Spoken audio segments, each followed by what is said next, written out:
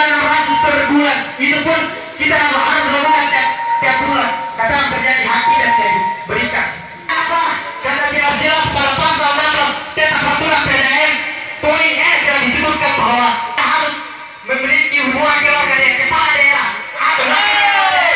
atau dewan pengawas dari PDN. Tapi apa yang terjadi di kabupaten mereka yang menjadi direktur adalah keluarga dari Pak Bupati itu sendiri. Dinas yang tersebut bukan menjadi sebuah uang kita dirampas setiap bulan, tapi hak kita mendapatkan air bersih itu tidak ada, kawan-kawan semua. Betul tidak, kawan-kawan? Saya kembalikan ke koordinator minggu. Baik teman-temanku sekalian, assalamualaikum warahmatullahi wabarakatuh.